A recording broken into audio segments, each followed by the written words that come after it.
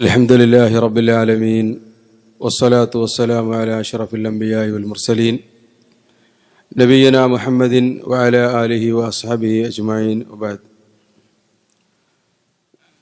يا أيها الذين آمنوا اتقوا الله حق تقاته ولا تموتن إلا وأنتم مسلمون.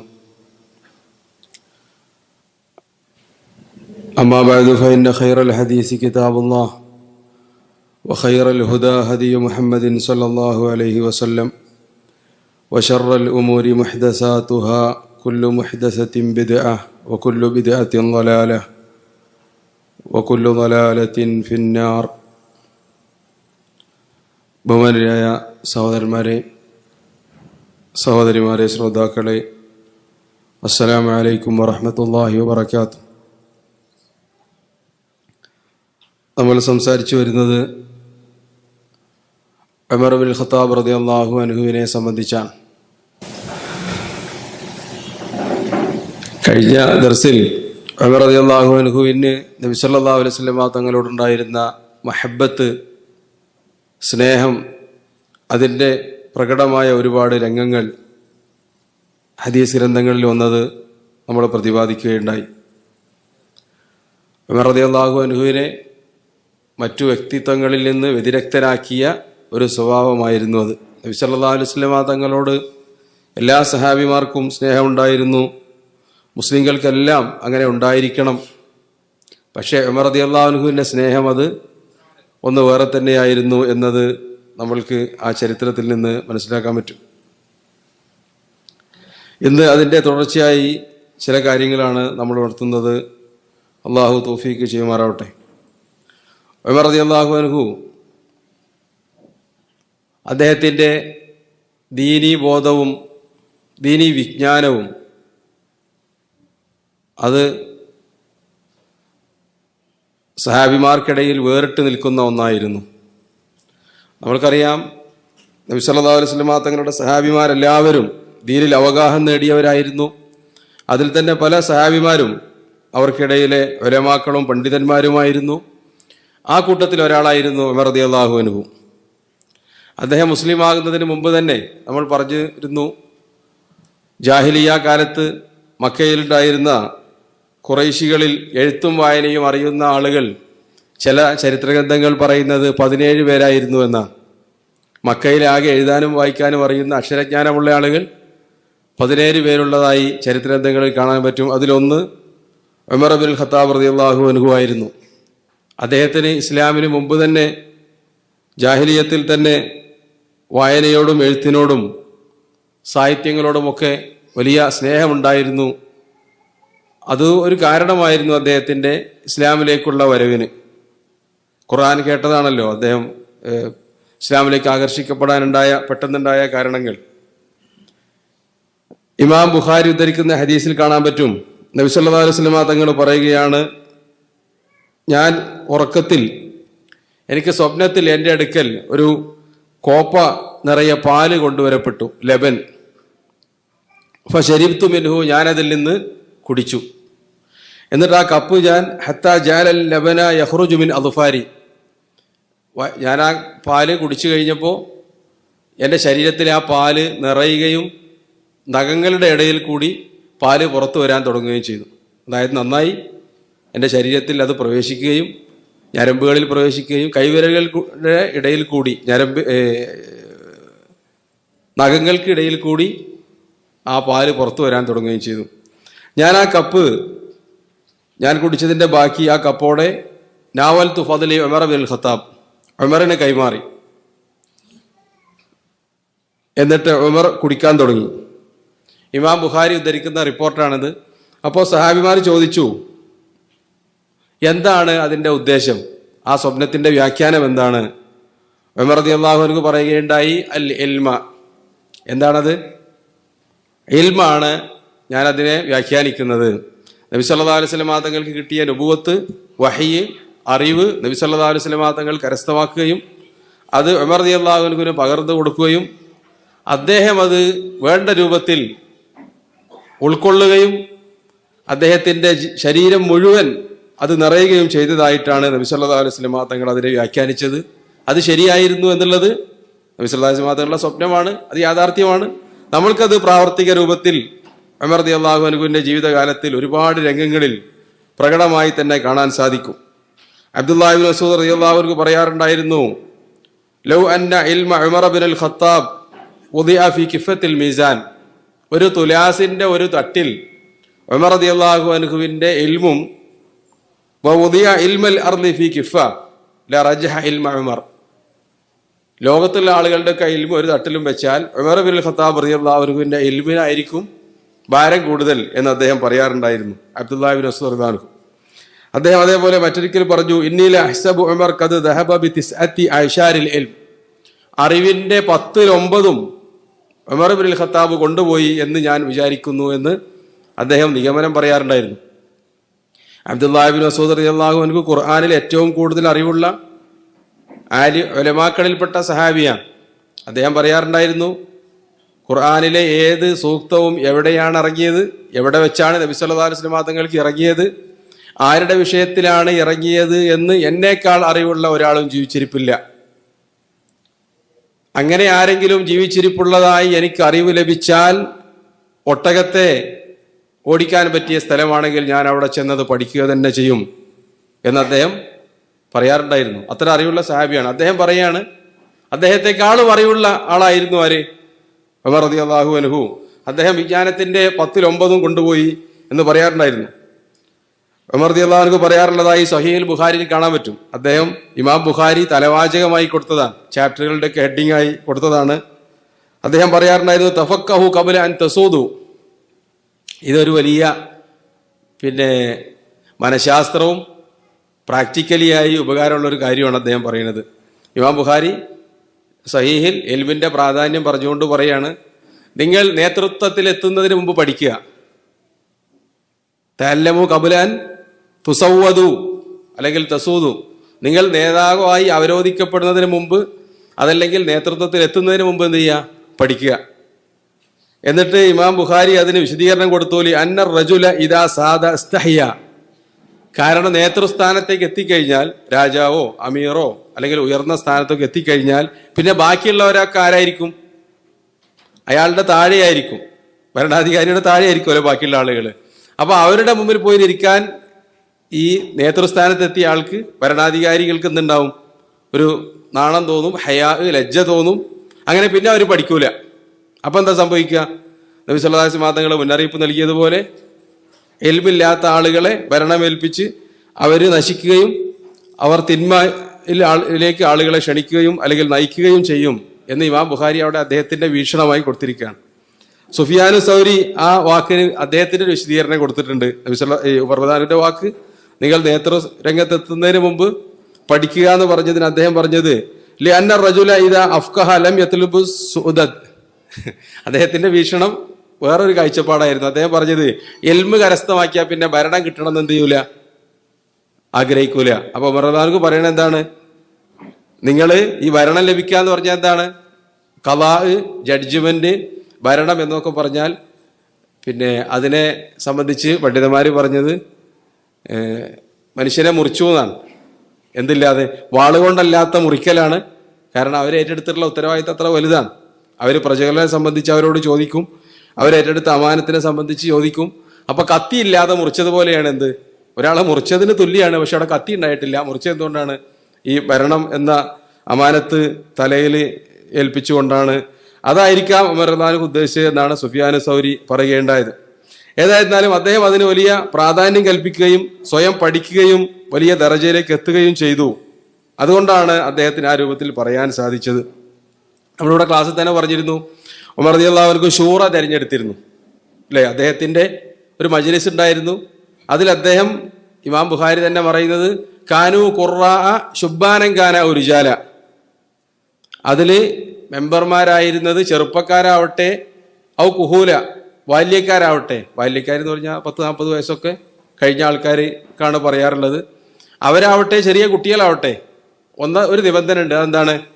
കാനു ഖുർആൻ പഠിച്ച ആൾക്കാരായിരിക്കണം. അങ്ങനെയാണ് അബ്ദുല്ലാഹി ഇബ്നു അബ്ബാസ് റളിയല്ലാഹു അൻഹു എന്ത് ചെയ്തത്? ആ ഷൂറായിൽ മെമ്പറായി മാറിയത്.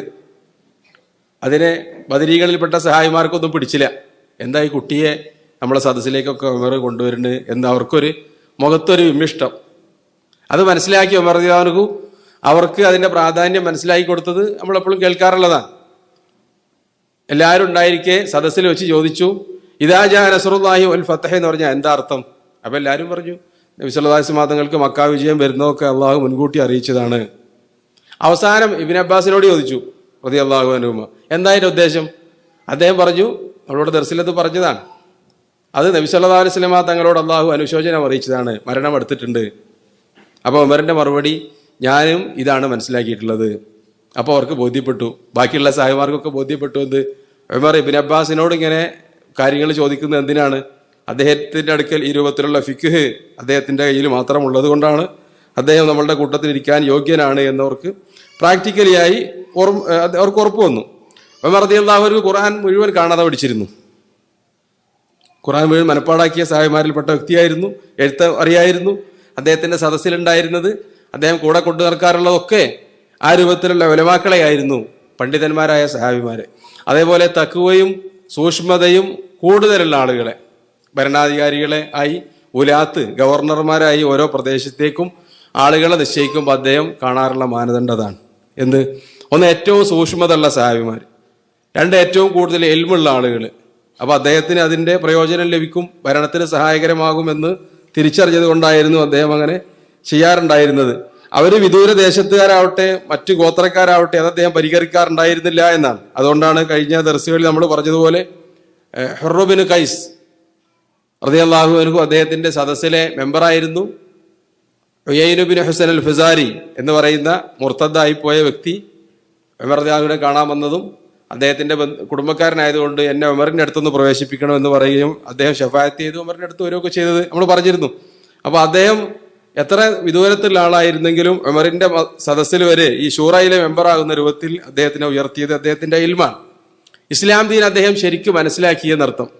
നബി സല്ലല്ലാഹു അലൈഹി വസല്ലം തങ്ങൾ ഒരിക്കൽ സ്വപ്നത്തിൽ കണ്ടു, ഇമാം ബുഖാരി ധരിക്കണ ഹദീസിൽ അത് കാണാൻ പറ്റും, ആളുകളൊക്കെ വസ്ത്രം ധരിച്ചതായി ഞാൻ സ്വപ്നം കണ്ടു. എല്ലാവരും വസ്ത്രം ധരിച്ചിട്ടുണ്ട്. അതിൽ ചില ആളുകളുടെ വസ്ത്രം ഹത്താ ബലഗ സുദ്ദിയ, അവരുടെ ഈ മാറ് വരെ എത്തിയ വസ്ത്രമാണ് ധരിച്ചിട്ടുള്ളത്. അപ്പോൾ ചെറിയൊരു കുപ്പായാണ് അവർക്ക് കിട്ടിയത്. വേറെ ചില ആളുകൾക്ക് വയറ് വരെ, പൊക്കിൾ വരെ, അര വരെ. ഉമർ ഇബ്നുൽ ഖത്താബ് ഒരു വസ്ത്രം ധരിച്ചതായി ഞാൻ കണ്ടു, അത് അദ്ദേഹം വലിച്ചഴിച്ചുകൊണ്ടാണ് പോകുന്നത്. അപ്പൊ സാഹിബന്മാർ ചോദിച്ചു, എന്താണ് അതിന്റെ വിശദീകരണം? നബി സല്ലല്ലാഹു അലൈഹി വസല്ലം തങ്ങൾ പറഞ്ഞു, അദ്ദീൻ. അതെന്താണ്? ഉമറിന്റെ ദീനീ ബോധമാണ്, അദ്ദേഹത്തിന്റെ ദീനാണത്.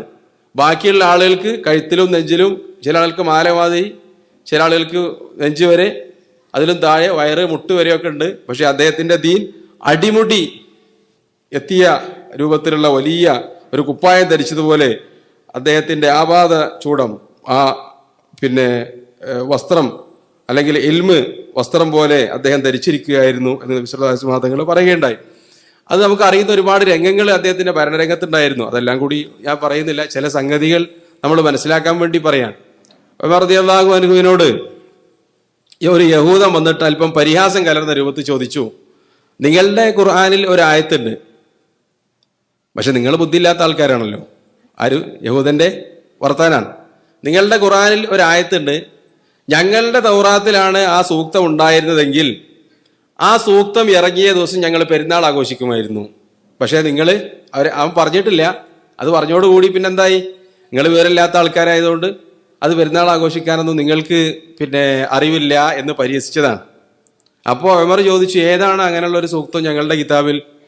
അപ്പൊ യഹൂദൻ പറഞ്ഞു, അൽ യൗമ അക്മൽതു ലക്കും ദീനക്കും വഅത്മംതു അലൈക്കും നിഅമതി വറദീതു ലക്കുമുൽ ഇസ്ലാമ ദീനാ. സുബ്ഹാനല്ലാഹ്. ലോകര് മുഴുവൻ നമ്മളെ അസൂയപ്പെടുന്ന ആയത്താണത്. അള്ളാഹു പറയാണ്, നിങ്ങളുടെ ദീൻ ഞാൻ നിങ്ങൾക്ക് പൂർണ്ണമാക്കി തന്നിരിക്കുന്നു, ഇസ്ലാമാകുന്ന നിഅമത്ത്, അനുഗ്രഹം നിങ്ങൾക്ക് ഞാൻ സമ്പൂർണ്ണമാക്കി തന്നിരിക്കുന്നു എന്ന് പറയാൻ. അത് തൗറാത്തിലോ ഇഞ്ചീലിലോ ഒന്നും അള്ളാഹു അവതരിപ്പിക്കാത്തതാണ്. ഇതാണ് യഹൂദൻ പറയുന്നത്. അപ്പൊ എന്താ വേണ്ടത്? ഇനിയൊരു ആഘോഷം വേണം, കാരണം ഇത് പൂർത്തിയാക്കി തന്നുകൊണ്ട്. പൂർത്തിയാക്കിയ പിന്നെന്താ ഉണ്ടാവുക? നോമ്പ് പൂർത്തിയായി, പിന്നെന്താണ്? പിറ്റേ ദിവസം പെരുന്നാളല്ലേ. അങ്ങനെ ഒരു ആഘോഷം വേണം, പക്ഷെ നിങ്ങൾക്ക് അത് അറിവില്ലാത്തതുകൊണ്ട് നിങ്ങൾ ആഘോഷിക്കുന്നില്ല എന്ന് ഒരു പരിഹാസമാണ് യഹൂദൻ പറഞ്ഞത്. അപ്പൊ ഉമർ റളിയല്ലാഹു മറുപടി, ഇത് ഇമാം ബുഖാരി ധരിക്കുന്നതാണ്. വല്ലാഹി ഇന്നി ലഅലമുൽ യൗമല്ലദീ നസലത് ഫീഹി അലാ റസൂലില്ലാഹ്. നബി സല്ലല്ലാഹു അലൈഹി വസല്ലമ തങ്ങൾക്ക് ആ സൂക്തം ഇറങ്ങിയത് എനിക്കറിയാം. ഏതാണ് ദിവസം എന്ന്, ഏതാണ് സമയമെന്ന്, നബി അപ്പൊ എന്ത് ചെയ്യായിരുന്നു എനിക്കറിയാം. നബി സല്ലല്ലാഹു അലൈഹി വസല്ലമ തങ്ങളുടെ ഒട്ടകത്തിന്റെ കയറും പിടിച്ച് ഞാൻ നിൽക്കുകയായിരുന്നു. അപ്പൊ ആര് കൂടണ്ട്? ഉമർ ഇബ്നുൽ ഖത്താബ്. നബി സല്ലല്ലാഹു അലൈഹി വസല്ലമ തങ്ങൾ അറഫായിൽ ഒട്ടകപ്പുറത്ത് നിൽക്കുകയായിരുന്നു. അറഫയിലെ നിർത്താണ്. അതൊരു വെള്ളിയാഴ്ച വൈകിട്ടായിരുന്നു. അപ്പോ യഹൂദന് മറുപടി കിട്ടി. എന്താണ്? എന്തുകൊണ്ടാണ് നമ്മൾ ആഘോഷിക്കാത്തത്? ആ സൂറത്ത് ഇറങ്ങിയതിന്റെ, ആയത്ത് ഇറങ്ങിയതിന്റെ എവിടെയാണ്? പെരുന്നാൾക്കാണ്. പിറ്റേ ദിവസം എന്താണ്? പെരുന്നാളാണ്, ബലി പെരുന്നാളാണ്. ബലി പെരുന്നാൾ ഉണ്ടാവുന്നത് എന്തുകൊണ്ടാണ്? അറഫയിലെ നൃത്തം ഉണ്ടായതുകൊണ്ടാണ്. അപ്പോ ഖുർആനിലെ ഈ വചനം ഞങ്ങൾ ആഘോഷിക്കുന്നുണ്ട് എന്ന് പറഞ്ഞു കൊടുത്തിരിക്കുകയാണ്. അപ്പൊ എപ്പോഴാണ് ഇറങ്ങിയെന്നുള്ളത് യഹൂദിന് അറിയില്ലല്ലോ. പെരുന്നാൾക്കാണ് സൂറത്ത് ആയത്ത് ഇറങ്ങിയത് തന്നെ. രണ്ടാമത്തേത്, ഖുർആനിൽ അല്ലാഹു ഈ സൂറത്ത് അവതരിപ്പിച്ചതിന്റെ, ഈ സൂറത്ത് മാഇദയിൽ ഈ വചനം അവതരിപ്പിച്ചതിന്റെ ആ സാഹചര്യം കണ്ടോ? അള്ളാഹു പറയണത് അൽയൗമ അക്മൽതു ലക്കും ദീനക്കും, ഇന്ന് ഞാൻ നിങ്ങളുടെ ദീൻ പൂർത്തിയാക്കി. മുഫസ്സിറുകൾ പറയണത് അതിനുശേഷം പിന്നെ ഇസ്ലാമിൽ ഒരു സുന്നത്തോ ഫർദോ അവതരിച്ചിട്ടില്ല. അതിന് മുമ്പ് തീർന്നു. കാരണം അൽയൗമ അക്മൽതു ലക്കും എന്ന് പറഞ്ഞാൽ എന്താ? ഇന്ന് പൂർത്തിയാക്കി എന്ന് പറഞ്ഞാൽ അതോടുകൂടി എല്ലാം അവസാനിച്ചു. പിന്നെ ഒരു നിയമം വന്നിട്ടില്ല എന്നാണ്. അപ്പോ ഇനി നാളെ നിങ്ങൾ പെരുന്നാൾ ആഘോഷിക്കണം എന്ന് പറഞ്ഞാലോ, പിറ്റേ ദിവസം റസൂല് പറഞ്ഞാൽ പൂർത്തിയാക്കി എന്ന് പറയുന്നത് ശരിയായില്ലല്ലോ. കാരണം പിറ്റേ ദിവസമാണല്ലോ പൂർത്തിയാക്കിയത്. അപ്പൊ അള്ളാഹു അവതരിപ്പിച്ചത് എങ്ങനെയാണ്? പെരുന്നാൾക്ക് തന്നെയാണ് അവതരിപ്പിച്ചത്. അപ്പോൾ അതുകൊണ്ട് ഇനി ഒരു ബിദഅത്തിന് എന്തില്ല, അവിടെ ചാൻസ് ഇല്ല. ഇത് അനാചാരക്കാർ മനസ്സിലാക്കേണ്ട ഒരു കാര്യമാണ്. ഇസ്ലാം ദീൻ പൂർത്തിയാക്കിയിട്ട് അതിന്റെ പരിപൂർണ എത്രത്തോളം എന്ന് വെച്ചാൽ ആ സൂക്തം അവതരിക്കുന്നത് തന്നെ പെരുന്നാളിനാണ്, ആഘോഷത്തിനാണ്. അപ്പൊ പിന്നെ ആഘോഷത്തിന് ഇനി വേറൊരു ദിവസം കണ്ടെത്തേണ്ടതില്ല എന്ന് ഉമർ റളിയല്ലാഹു അൻഹു അദ്ദേഹത്തിന് പഠിപ്പിച്ചു കൊടുത്തു. അതുകൊണ്ട് തന്നെ ഉമർ റളിയല്ലാഹു അൻഹുവിന്റെ ചിന്ത, അദ്ദേഹത്തിന്റെ ഗവേഷണം, അതെല്ലാം യഥാർത്ഥത്തിൽ ഈ ഖുർആനിൽ നിന്ന് ഉടലെടുത്തതായിരുന്നു എന്ന് നമുക്കറിയാൻ പറ്റും, മനസ്സിലാക്കാൻ പറ്റും. പലപ്പോഴും വിശുദ്ധ ഖുർആനിൽ അള്ളാഹു ഉമർ റളിയല്ലാഹു അൻഹുവിന്റെ അഭിപ്രായങ്ങളെ ശരിവെച്ചുകൊണ്ട് ആയത്തുകൾ ഇറക്കുകയാണ്. ഭൂമിയിലൂടെ നടക്കുന്ന ഒരു മനുഷ്യൻ, സാധാരണ പോലെ മറ്റു സഹാബിമാരെ പോലുള്ള ഒരു സഹാബി, പക്ഷെ അദ്ദേഹത്തിന്റെ അഭിപ്രായം ശരിവെച്ചുകൊണ്ട് അള്ളാഹു ഖുർആനിൽ പിന്നെ സൂക്തം അവതരിപ്പിക്കുക. അങ്ങനെയുള്ള ഒരുപാട് രംഗങ്ങൾ തഫ്സീർ ഗ്രന്ഥങ്ങളിലും നമുക്ക് കാണാൻ പറ്റും, ഹദീസ് ഗ്രന്ഥങ്ങളിലും. അബ്ദുല്ലാഹി ഇബ്നു വർദാനക്ക് പറയാറുണ്ടായിരുന്നു, മാ നസല ബിന്നാസി അംറുൻ ഖത്തു ഫഖാലു ഫീഹി വഖാല ഫീഹി ഉമർ ഇല്ലാ നസല ഫീഹിൽ ഖുർആനു അലാ നഹ്വി മാ ഖാല ഉമർ. സഹാബിമാർക്കിടയിൽ ഒരു അഭിപ്രായ വ്യത്യാസം ഉണ്ടാവുകയും സഹാബിമാരെല്ലാം ഒരു അഭിപ്രായം പറയുകയും ഉമർ വിരുദ്ധമായി വേറൊരു അഭിപ്രായം പ്രകടിപ്പിക്കുകയും ചെയ്താൽ ഉമറിന്റെ അഭിപ്രായത്തെ ശരിവെച്ചുകൊണ്ട് ഖുർആൻ അവതരിക്കാതിരുന്നിട്ടില്ല എന്ന് ഒരുപാട് രംഗങ്ങൾ നമുക്ക് കാണാൻ പറ്റും എന്ന് അബ്ദുല്ലാഹി ഇബ്നു ഉമർ റളിയല്ലാഹു അൻഹു പറയാറുള്ളതായി ഇമാം ഇബ്നു അബീ ശൈബ ഉദ്ധരിക്കുന്ന ഹദീസിൽ നമുക്ക് കാണാൻ പറ്റും. അതെല്ലാം പൂർണ്ണമായി എന്ന് നമുക്ക് പറയാൻ കഴിയില്ല, ഒരുപക്ഷെ അല്ലാതിരിക്കാം. എങ്കിലും മഹാഭൂരിഭാഗ സന്ദർഭങ്ങളിലും അങ്ങനെ തന്നെയായിരുന്നു. അങ്ങനെ അവരെ കൊണ്ട് പറയിപ്പിച്ച ഒരുപാട് രംഗങ്ങൾ ഉണ്ടായിട്ടുണ്ട്. ഒന്നാമതായി ബദർ യുദ്ധത്തിൽ നമുക്കറിയാം, സഹാബിമാര് യുദ്ധത്തിനല്ല മദീനയിൽ നിന്ന് പുറപ്പെട്ടത്, യാത്രാ സംഘത്തെ പിടിക്കാൻ വേണ്ടിയാണ്. പക്ഷെ അവിടെ എത്തിയപ്പോഴാണ് ഇത് യുദ്ധത്തിലേക്ക് വഴിമാറുന്നതും സഹാബിമാര് നബി സല്ലല്ലാഹു അലൈഹി വസല്ലം തങ്ങളുടെ പിന്നിൽ യുദ്ധത്തിന് ഉറച്ചു നിൽക്കാമെന്ന് പ്രഖ്യാപിക്കുകയും ചെയ്തു. അങ്ങനെ യുദ്ധത്തിൽ അള്ളാഹു മുസ്ലിങ്ങൾക്ക് വിജയം നൽകി. യൗമൽ ഫുർഖാൻ എന്നാണ് ഖുർആനിൽ അതിനെ വിശേഷിപ്പിച്ചത്. ഖുറൈശികളുടെ നേതാക്കന്മാരിൽപ്പെട്ട പല കിങ്കരന്മാരും അവിടെ വധിക്കപ്പെട്ടു. അവരിൽ പ്രമുഖരായ പല ആളുകളും ബന്ദികളായി പിടിക്കപ്പെട്ടു. അങ്ങനെ ആദ്യമായി ഉണ്ടായ ഒരു യുദ്ധമാണ്. ഈ ബന്ദികളെ എന്ത് ചെയ്യണം? അന്ന് ജയിൽ സമ്പ്രദായങ്ങളൊന്നുമില്ലല്ലോ, അടിമകളാക്കി പിടിക്കാറാണ് പൊതുവെ ആ കാലഘട്ടത്തിലൊക്കെ ചെയ്യാറുള്ളത്. ഒന്നുകിൽ വധിക്കും, പിടിച്ചതിന് ശേഷവും വധിക്കും, അല്ലെങ്കിൽ ബന്ദികളാക്കി കൊണ്ടുവരും, അടിമകളാക്കി മാറ്റും. അല്ലാതെ ജയിലിടാൻ എന്ന് പറഞ്ഞൊരു ഏർപ്പാട് ആ കാലഘട്ടത്തിലില്ല. 1-2 ദിവസം ബന്ദിയാക്കുക എന്നുള്ളതല്ലാതെ. അങ്ങനെ എന്ത് ചെയ്യണം ഈ പിടിച്ച ആളുകളെ? നബി സല്ലല്ലാഹു അലൈഹി വസല്ലം തങ്ങളെ സഹാബിമാരെ ഒരുമിച്ച് കൂട്ടി. എന്നിട്ട് അവരോട് ആലോചിച്ചു. പല ആളുകളും പല അഭിപ്രായം പറഞ്ഞു. അബൂബക്കർ സിദ്ദീഖ് റളിയല്ലാഹു അൻഹു പറഞ്ഞു, അള്ളാഹുവിന്റെ ദൂതരെ, ഈ പിടിക്കപ്പെട്ട ആളുകൾ മുഴുവൻ നിങ്ങളുടെ കുടുംബക്കാരാണ്, നിങ്ങളുടെയും ഞങ്ങളുടെയും ഖുറൈശികളിൽ പ്രധാനപ്പെട്ട ആളുകളാണ്. നബി സല്ലല്ലാഹു അലൈഹി വസല്ലം തങ്ങളുടെ പിതൃവന്മാരുടെ പുത്രന്മാര്, പിതൃവന്മാർ അബ്ബാസ് റളിയല്ലാഹു അൻഹു അടക്കമുള്ള ആളുകൾ, അവരൊക്കെയാണ് പിടിച്ചിട്ടുള്ളത്. അവരെ സ്വതന്ത്രരാക്കാം നമ്മൾക്ക്. കാരണം ആരാണ് അവര്? റസൂലിന്റെ കുടുംബക്കാരാണ്. ഇപ്പൊ അവരെ വധിച്ചു കളഞ്ഞിട്ട് എന്താ കാര്യം? ഒരുപക്ഷെ സ്വതന്ത്രരാക്കിയാൽ പിന്നീട് വർഷങ്ങൾക്ക് ശേഷം തായിഫുകാരുടെ കാര്യം പറഞ്ഞതുപോലെ അവർ മുസ്ലിം ആയേക്കാം. അങ്ങനെ നബി സല്ലല്ലാഹു അലൈഹി വസല്ലം തങ്ങളുടെ കുടുംബങ്ങൾ സ്വർഗത്തിലേക്ക് എത്തിയേക്കാം. ഇപ്പൊ അവരെ വെട്ടിക്കൊന്നാൽ അവർ നരകത്തിലേക്കായിരിക്കും പോവുക. രണ്ടാമത് അബൂബക്കർ സിദ്ദീഖ് റളിയല്ലാഹു അൻഹുവിന്റെ ഒരു നിർദ്ദേശം, നമ്മളവരെ വെറുതെ വിടണ്ട, അവരെടുത്തുനിന്ന് സാമ്പത്തികമായ ശേഷിയുള്ള ആൾക്കാരുടെ അടുത്ത് നന്നായിട്ട് കാശ് മേടിക്കാം, ഫിദിയായിട്ട്, മോചനദ്രവ്യമായിട്ട്. അപ്പൊ നമ്മളുടെ സാമ്പത്തിക പ്രശ്നവും തീരും, പിന്നീട് അവർ മുസ്ലിം ആവുകയാണെങ്കിൽ അതിനുള്ള ചാൻസ് അവർക്കുണ്ടായി എന്നൊക്കെ അബൂബക്കർ സിദ്ദീഖ് റളിയല്ലാഹു അൻഹു പറഞ്ഞു. പല സഹായിമാരും ആ രൂപത്തിൽ അഭിപ്രായപ്പെട്ടു. നബി സല്ലല്ലാഹു അലൈഹി വസല്ലം തങ്ങൾക്കും അതാണ് ശരിയെന്ന്, അതാണ് കൂടുതൽ നല്ലത് എന്നൊരു തോന്നൽ. അങ്ങനെ കൂടിയാലോചന തുടർന്നു. ഉമർ ഇബ്നുൽ ഖത്താബിനോട് കൂടിയാലോചിച്ചു. അപ്പൊ അദ്ദേഹത്തിന്റെ അഭിപ്രായം, അള്ളാഹുവിന്റെ റസൂലെ, വലാകിന്നി അറ അൻ തുമക്കിന്ന ഫനദ്രിബ അയനാക്കഹും, എൻ്റെ അഭിപ്രായം നിങ്ങളാ പറഞ്ഞതല്ല, അവരെങ്ങോട്ട് വിട്ടുതരൂ, എനിക്ക് കിട്ടേണ്ടത് എൻ്റെ കുടുംബക്കാരൻ ഒരാളയിലുണ്ട്, അവന്റെ തല ഞാൻ വെട്ടിക്കോളാം.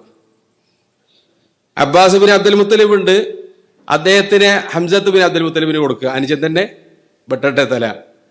അലിന്റെ അടുത്ത് അക്കീൽ ബിൻ അബി താലിബ് ഉണ്ട്, കൊടുക്കുക, അലി വെട്ടട്ടെ. അങ്ങനെ നമ്മൾക്ക് കാഫിറുകളോട് യാതൊരു റഹ്മത്തുമില്ല എന്ന് ഖുറൈശികൾ അറിയട്ടെ. ഇതാണ് ഞാൻ കാണുന്ന അഭിപ്രായം. അപ്പൊ നബി സല്ലല്ലാഹു അലൈഹി വസല്ലം തങ്ങൾ ആകെ അത്ഭുതപ്പെട്ടു. റസൂൽ പറഞ്ഞു, അള്ളാഹു ചില ആളുകളുടെ ഹൃദയത്തെ ലോലമാക്കും, വേറെ ചില ആളുകളുടെ ഹൃദയത്തെ കഠിനമാക്കും, കരിങ്കല്ല് പോലെ.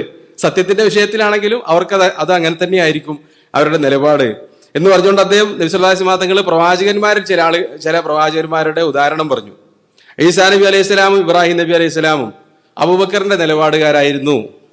ഈസാ നബി അലൈഹി സ്വലാം പരലോകത്ത് വിചാരണ നടക്കുന്ന രംഗം ഖുർആനിൽ പറയേണ്ട സൂറത്ത് മാഇദയിൽ, ഈസാ നബിയെ ആരാധിക്കാൻ നിങ്ങളാണോ കൽപ്പിച്ചതെന്ന് ചോദിക്കുമ്പോൾ അദ്ദേഹം പറയാണ്, ഞാനത് അറിഞ്ഞിട്ടില്ല.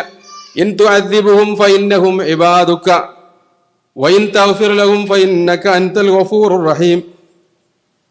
അല്ലാഹുവേ, നീ അവരെ ശിക്ഷിക്കുന്നുവെങ്കിൽ അവർ നിന്റെ അടിമകളാണ്, നീ വെറുതെ വിട്ടാലോ നീ അങ്ങേയറ്റം പുറത്തു കൊടുക്കുന്ന ആളാണ്, രണ്ടും നിനക്ക് എന്ത് ചെയ്യാം, റബ്ബേ നിനക്ക് ചെയ്യാം എന്ന് ഈസാ നബി പറഞ്ഞതായി ഖുർആനിൽ പറയുന്നു.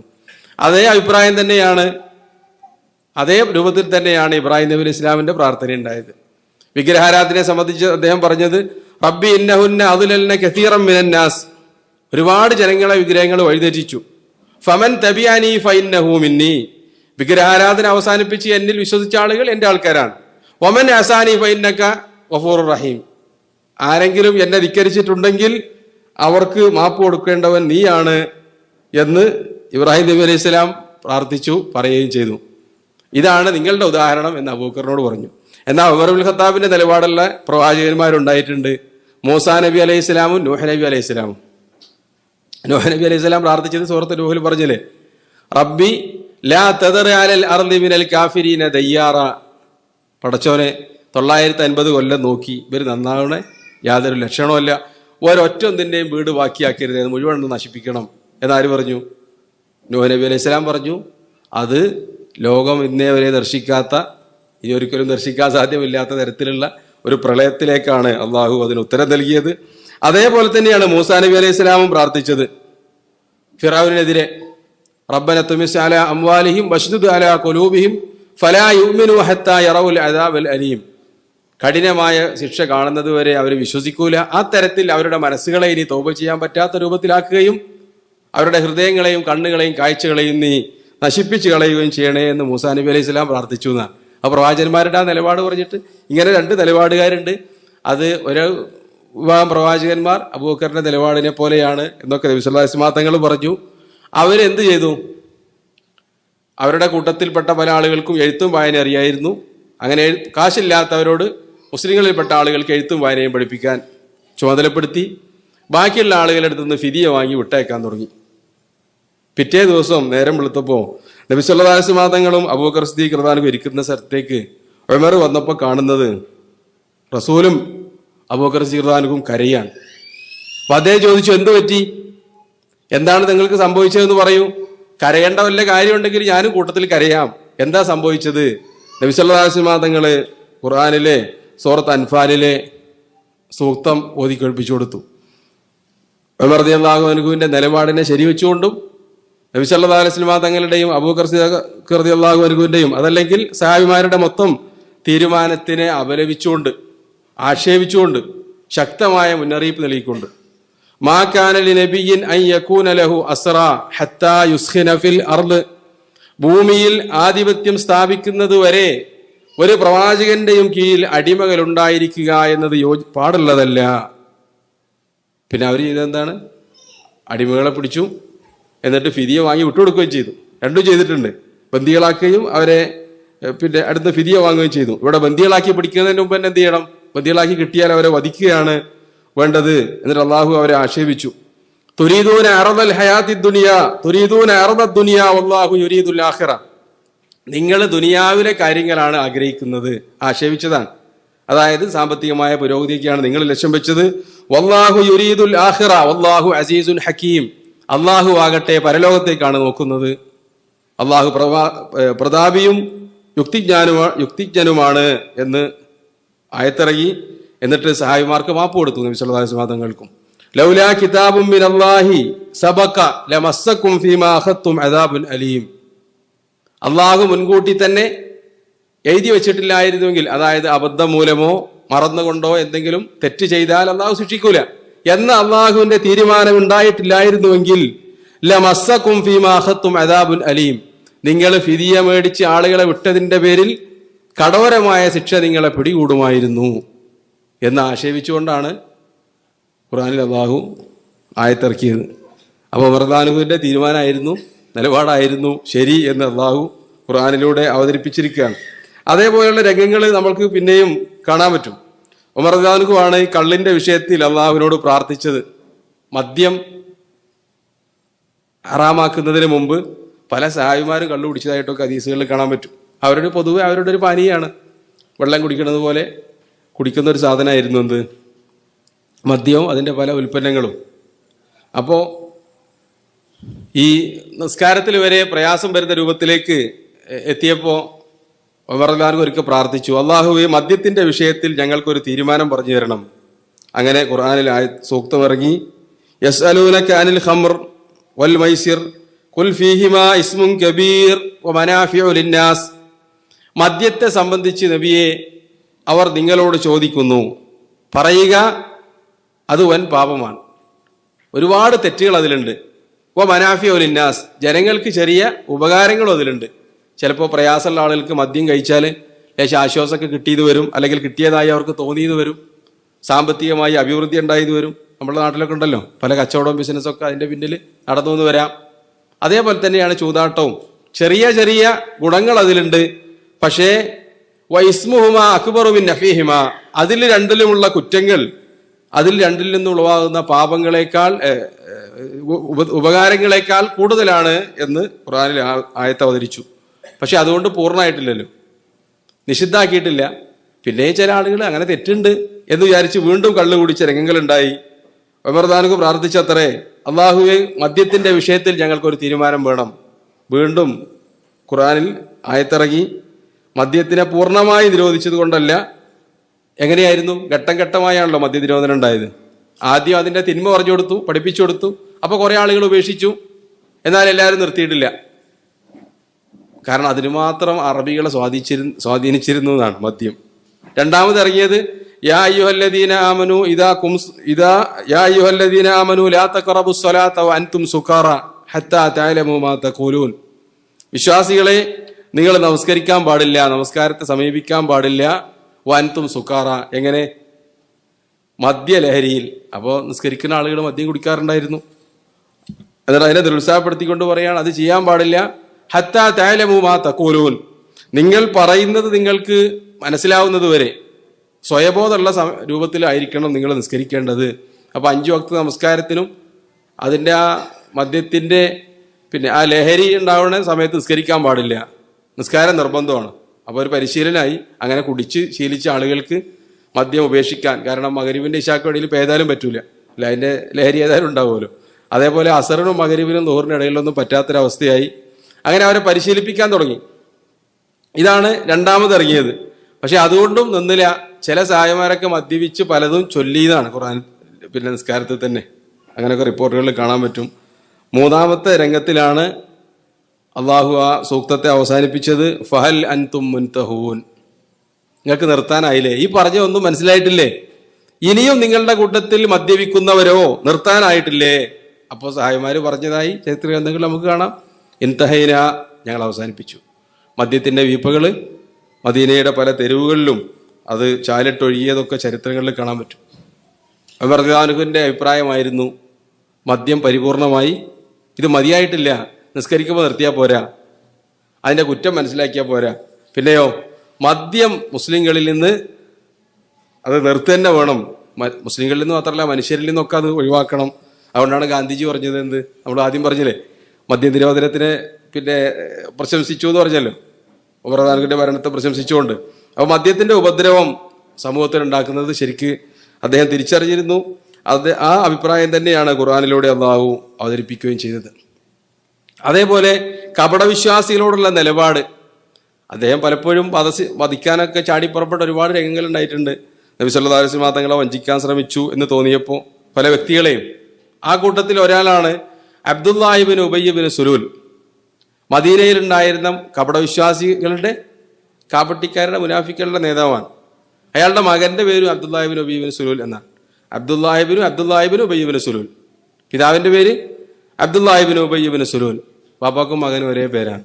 ഒന്ന് സഹാബിയാണ്, രണ്ടാമത്തേത് നബി സല്ലല്ലാഹു അലൈഹി വസല്ലം കൂട്ടത്തിൽ കൂടിയാളാണ്. ഇയാളിങ്ങനെ കപടവിശ്വാസിയാവാനുള്ള കാരണം എന്താണെന്നറിയോ? നബി സല്ലല്ലാഹു അലൈഹി വസല്ലം തങ്ങൾ ഹിജറ വരുന്നതിന് മുമ്പ് അൻസാരികളായി മാറിയ മദീനയിലുണ്ടായിരുന്ന സഹാബിമാർ, ഔസുകൾ, ഖസ്റജുകൾ, യഹൂദന്മാർ, അവിടെ ഉണ്ടായിരുന്ന അറബികളല്ലാത്ത ഗോത്രക്കാരും, പിന്നെ ചില അറബി ഗോത്രങ്ങളും യഹൂദന്മാരായിട്ട് മാറിയിരുന്നു. അവരുടെ കൂട്ടത്തിൽ യഹൂദ മതം സ്വീകരിച്ച ആൾക്കാരുണ്ടായിരുന്നു. ഈ അറബികൾക്കിടയിൽ എപ്പോഴും ഫിത്ന ഉണ്ടാക്കുക എന്നുള്ളത് യഹൂദന്മാരുടെ ഒരു സ്ഥിരം പതിവായിരുന്നു. എന്തിനാ? മദീനയിൽ ആധിപത്യം ഉറപ്പിക്കാൻ വേണ്ടി. കാരണം മദീനയിലുള്ളത് അറബികളാണല്ലോ. അവരുടെ സ്പോൺസർഷിപ്പിൽ വന്ന ആൾക്കാരാണ് ആര്? യഹൂദന്മാർ. കഫീൽമാരാരാണ്? അറബികളാണ്. അവര് തഹാലുഫ് എന്നാ പറയാ, സഖ്യം ഉണ്ടാക്കുക എന്നാ പറയാ. അപ്പൊ അതിന് ചില ആനുകൂല്യങ്ങളൊക്കെ അവർക്ക് കിട്ടും. അത് സ്വീകരിച്ചുകൊണ്ട് യഹൂദന്മാരെ താമസിപ്പിച്ചതാണ്. പക്ഷെ പിന്നീട് കൃഷിയും കച്ചവടവും വ്യാപാരവും എല്ലാ നിയന്ത്രണവും ആരെടുത്തായി? യഹൂദന്മാരുടെ കയ്യിലേക്ക് മാറി. അപ്പൊ അവരിങ്ങനെ പലപ്പോഴും ഫിത്ന ഉണ്ടാക്കി കൊടുക്കും. പിന്നെ പരമ്പരാഗതമായി അറബികളുടെ സ്വഭാവം കലഹിക്കുക, മദ്യം, കലഹം ഒക്കെ തന്നെയാണല്ലോ പരിപാടി. അങ്ങനെ വർഷങ്ങളോളം, നൂറ്റാണ്ടുകളോളം നീണ്ടുന്ന യുദ്ധം വരെ അവർ നടത്തിയിട്ടുണ്ട്.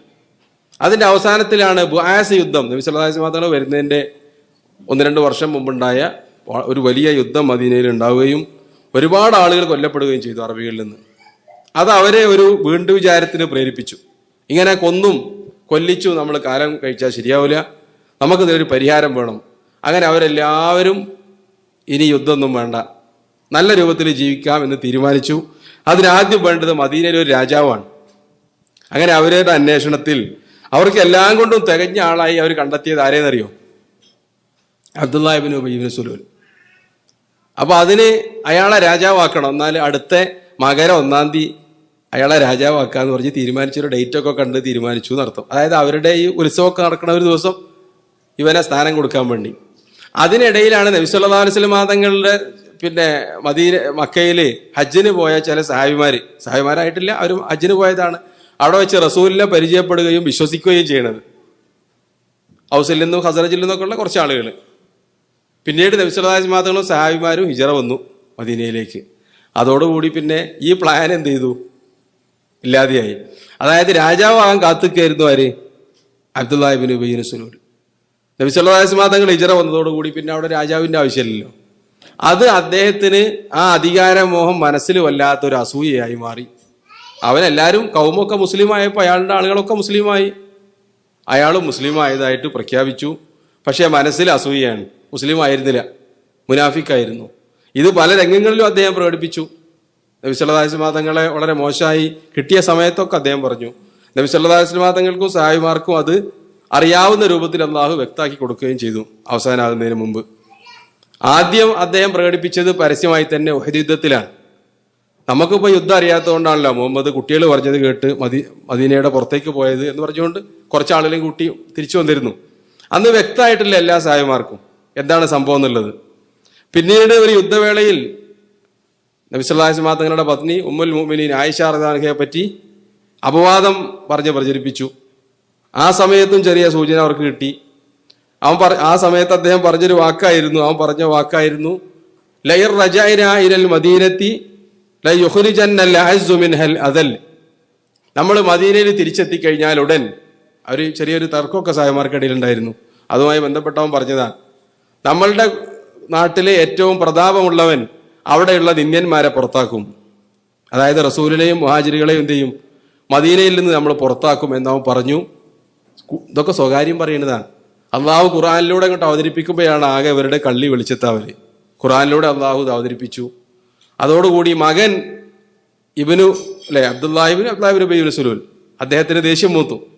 നബി സല്ലല്ലാഹു അലൈഹി വസല്ലം തങ്ങളെ സംബന്ധിച്ച് അവന്റെ ചില വാക്കുകൾ കേട്ടപ്പോൾ ഉമർ റളിയല്ലാഹു അൻഹു ഇസ്ലാമിന്റെ ആദ്യകാലത്ത് മദീനയിൽ ഹിജ്റ വന്ന ഉടനെ റസൂലിനോട് പെർമിഷൻ ചോദിച്ചിരുന്നു, ഇത് മുനാഫിക്കാണ്, അവന്റെ തല ഞാൻ വെട്ടട്ടെ എന്ന്. അപ്പൊ റസൂൽ പറഞ്ഞു വെട്ടണ്ടെന്ന് പറഞ്ഞിരുന്നു. പിന്നീട് വർഷങ്ങൾക്ക് ശേഷമാണ് ഈ സംഭവം ഉണ്ടാകുന്നത്. അപവാദ പ്രചരണവും അങ്ങനെ വഴിയിൽ നിന്ന് മടങ്ങി വന്ന് മദീനയിലെ പ്രതാപികളായ ആളുകൾ നിന്ദ്യരായ ആളുകളെ പുറത്താക്കും എന്നാവും പറഞ്ഞത്. റസൂലിനെ സംബന്ധിച്ചാണ് അവൻ നിന്ദ്യൻ എന്ന് ആക്ഷേപിച്ചത് എന്നറിഞ്ഞപ്പോ മകനെ സഹിക്കാൻ പറ്റിയില്ല. മകൻ റസൂലിന്റെ അടുത്ത് വന്നിട്ട് പറഞ്ഞു, അള്ളാഹുവിന്റെ ദൂതരെ, എന്റെ പിതാവ് അബ്ദുള്ളയെ വധിക്കാൻ എനിക്ക് പെർമിഷൻ തരണം. ഞാനല്ലാതെ വേറെ ആരെങ്കിലും വെട്ടിയാൽ എനിക്ക് ചിലപ്പോൾ എന്തെങ്കിലും തോന്നിയാലോ. അപ്പോൾ റസൂല് പറഞ്ഞു, വേണ്ട, മുഹമ്മദ് തന്റെ അനുയായികളെ കൊന്നു എന്ന് ചരിത്രം പറയാതിരിക്കാൻ വേണ്ടി ഞാനത് ഉപേക്ഷിക്കുകയാണ്, ചെയ്യേണ്ടതില്ല. എന്നിട്ട് ഉമറിനോട് പറഞ്ഞു, ഇപ്പൊ കണ്ടോ ഞാൻ പറഞ്ഞത്, നിങ്ങൾ അന്ന് വെട്ടിയിരുന്നെങ്കിൽ ആൾക്കാരെന്ത് പറയും, മുഹമ്മദ് അനുയായികളെ കൊന്നു. ഇപ്പൊ മകൻ തന്നെ വന്നിട്ട് എന്ത് ചെയ്യാണ്, ഞാൻ വെട്ടിക്കോളാം എന്ന് പറയുന്ന രൂപത്തിലേക്ക് ആളുകൾ മാറി. അപ്പോഴും വധിച്ചില്ല. എല്ലാവരും അവനെ കൈയൊഴിയുന്ന രൂപത്തിലേക്ക് അവന്റെ അവസ്ഥ മാറിയിരുന്നു. ഖുർആനിൽ അല്ലാഹു അത്തരത്തിലുള്ള ആളുകളെ സൂചിപ്പിച്ചുകൊണ്ട് പറഞ്ഞു, നിങ്ങൾ അത്തരത്തിലുള്ള ഒരാൾക്കും പാപമോചനം തേടാനോ അവരെ മുസ്ലിങ്ങളായി അംഗീകരിക്കാനോ പാടില്ല എന്ന് സൂറത്ത് തൗബയിലൂടെ. ഇസ്തഗ്ഫിർ ലഹും ഔ ലാ തസ്തഗ്ഫിർ ലഹും ഇൻ തസ്തഗ്ഫിർ ലഹും 70 മറത്തൻ ഫലൻ യഗ്ഫിറല്ലാഹു ലഹും ദാലിക ബിഅന്നഹും കഫറൂ ബില്ലാഹി വറസൂലിഹി വല്ലാഹു ലാ യഹ്ദിൽ ഖൗമൽ ഫാസിഖീൻ. നിങ്ങൾ റസൂലിനോട് പറയാണ്, അവർക്ക് വേണ്ടി ഇസ്തിഗ്ഫാർ നടത്തിയാലും ഇസ്തിഗ്ഫാർ നടത്തിയിട്ടില്ലെങ്കിലും ലൻ യഗ്ഫിറല്ലാഹു ലഹും, അള്ളാഹു അവർക്ക് പുറത്തു കൊടുക്കൂല. അപ്പൊ നബി സല്ലല്ലാഹു അലൈഹി വസല്ലം തങ്ങൾ പൊറുക്കല്ലേ തേടിയാലും അള്ളാഹു പുറത്തു കൊടുക്കാത്ത ആൾക്കാരുണ്ട്. അതാരാണ്? കാഫിറുകളും മുനാഫിക്കുകളായ ആളുകൾ. അപ്പൊ അള്ളാഹിന്റെ പെർമിഷൻ വേണം, അള്ളാഹു ഇഷ്ടപ്പെടണം, എങ്ങനെയാ അള്ളാഹു സ്വീകരിക്കുള്ളൂ. റസൂലുള്ള പാപമോചനം തേടിയത് കൊണ്ട് രക്ഷപ്പെടാൻ പറ്റൂല. എന്നിട്ട് പറയാണ്, ഇൻ തസ്തഗ്ഫിർ ലഹും 70 മറ എന്നല്ല, 70 പ്രാവശ്യം റസൂല് പാപമോചനം തേടിയാലും. അതങ്ങനെ അറബികൾ പറയുന്ന ഒരു ശൈലിയാണ്. ഖുർആനും അങ്ങനെ തന്നെ അറബി ഭാഷയിലാണല്ലോ അവതരിച്ചിട്ടുള്ളത്. ഞാൻ അവനോട് 100 പ്രാവശ്യം പറഞ്ഞു എന്ന് പറഞ്ഞാൽ 100 പറയണമെന്നില്ല, 3 പ്രാവശ്യം പറഞ്ഞാലും വേണമെങ്കിൽ എന്ത് ചെയ്യാം, 100 പ്രാവശ്യം പറഞ്ഞു എന്ന് പറയാം. അതായത് ഞാൻ അവനോട് വളരെ വ്യക്തമായി അവനത് മറക്കാത്ത രൂപത്തിൽ 2, 3, 4, 5 തവണ പറഞ്ഞാൽ തന്നെ 100 പ്രാവശ്യം പറഞ്ഞു എന്ന് പറയാറുണ്ട്. ആ രൂപത്ത് പറഞ്ഞതാണ്. എത്ര പ്രാവശ്യം ഇസ്തിഗ്ഫാർ നടത്തിയാലും ഞാൻ എന്ത് ചെയ്യും, അത് ഞാൻ പുറത്തു കൊടുക്കൂല എന്ന് അള്ളാഹു തീർത്ത് പറയാൻ. അങ്ങനെ അത് അവനെ സംബന്ധിച്ചാണ്, അവനെ പോലെയുള്ള മുനാഫിക്കുകളുടെ വിഷയത്തിലും. അത് കഴിഞ്ഞു, അവൻ മരണപ്പെട്ടപ്പോ സഹീഹുൽ ബുഖാരി തന്നെ കാണാൻ പറ്റും, മകൻ തന്നെ വന്നിട്ട് പറഞ്ഞു, പിതാവാണല്ലോ, അള്ളാഹുവിന്റെ ദൂതരെ, നിങ്ങളുടെ കമീസ്, നിങ്ങൾ ധരിച്ചിട്ടുള്ള കുപ്പായം എനിക്കൊന്ന് ഊരിത്തരണം, ഞാൻ എൻ്റെ ബാപ്പാനെ അതിൽ തന്നെ അടക്കട്ടെ എന്ന് പറഞ്ഞു. പിതാവ് എന്ന നിലയിൽ അദ്ദേഹത്തിനുണ്ടായ ഒരു വിഷമാണ്. എങ്ങനെയും രക്ഷപ്പെട്ട് കിട്ടിയാലോ, കാരണം മുസ്ലിങ്ങളുടെ കൂടെ പള്ളിയിലുണ്ട്, എല്ലാ കാര്യത്തിലും പങ്കെടുക്കുന്ന ആളാണ്. പക്ഷെ ആളാരാണ്? മുനാഫിക്കാണ്. അപ്പൊ എന്തെങ്കിലും ഒരു മാപ്പ് അള്ളാഹുവിന്റെ ഭാഗത്ത് നിന്ന് കിട്ടിയാലോ എന്ന് വിചാരിച്ചിട്ട് മകൻ എന്ന നിലയിൽ ആ കാരുണ്യം ഉണ്ടാവുകയും റസൂലിന്റെ അടുത്ത് വന്ന് അപേക്ഷിക്കുകയും ചെയ്തു. നബി സല്ലല്ലാഹു അലൈഹി വസല്ലം തങ്ങൾ പറഞ്ഞു, കുളിപ്പിച്ച് കഫൻ ചെയ്താൽ എന്നെ അറിയിക്കുക, ഞാൻ കുപ്പായം ഊരിത്തരാം. അതിനെ ഊരി കൊടുത്തു. നബി സല്ലല്ലാഹു അലൈഹി വസല്ലം തങ്ങളുടെ കുപ്പായത്തിന്റെ ബർക്കത്ത് കിട്ടിക്കോട്ടെ എന്ന് വിചാരിച്ചിട്ട് അത് ഊരിക്കൊടുത്തു. എന്നിട്ട് കഫൻ ചെയ്ത് കഴിഞ്ഞാൽ എന്നെ വിളിക്കുക, ഞാൻ നിസ്കരിക്കാൻ വരാം, മയ്യത്ത് നിസ്കരിക്കാൻ വേണ്ടിയിട്ട്. അപ്പൊ ഇവൻ മരിച്ച വാർത്ത മദീനയിൽ പരന്നു. നബി സല്ലല്ലാഹു അലൈഹി വസല്ലം തങ്ങൾ ഇതാ കുപ്പായം ഊരി കൊടുത്തിട്ടുണ്ട്, ഇനി നിസ്കരിക്കാൻ പോവാണ്. ഉമർദാനക്ക് ഓടി വന്നു. അപ്പോഴേക്ക് റസൂൽ അവിടെ എത്തിയിട്ടുണ്ട്, ഇവന്റെ കവറിന്റെ അടുത്തേക്ക് നിസ്കരിക്കാൻ വേണ്ടിയിട്ട്. ജനാസയുടെ കൂടെയോ അല്ലെങ്കിൽ ജനാസ നിസ്കരിക്കാൻ വേണ്ടിയോ നബി സല്ലല്ലാഹു അലൈഹി വസല്ലം തങ്ങൾ അതിന്റെ പ്രത്യേക സ്ഥലം ഉണ്ടായിരുന്നു, അവിടെ എത്തിയിട്ടുണ്ട്. അങ്ങനെ നിസ്കരിക്കാൻ ഒരുങ്ങിയപ്പോ ഉമർ റളിയല്ലാഹു അൻഹു റസൂലിന്റെ കുപ്പായത്തിനെ പിടിച്ചു വെച്ചു. എന്നിട്ട് പറഞ്ഞു, അള്ളാഹുവിന്റെ ദൂതരെ, ഈ മുനാഫിക്കിന് വേണ്ടിയാണോ നിങ്ങൾ നിസ്കരിക്കുന്നത്? നിസ്കരിക്കാൻ പാടില്ല, അവന്റെ പേരിൽ ഇസ്തിഗ്ഫാർ നടത്താൻ പാടില്ല, അള്ളാഹു സ്വീകരിക്കൂല എന്ന് പറഞ്ഞിട്ടില്ലേ?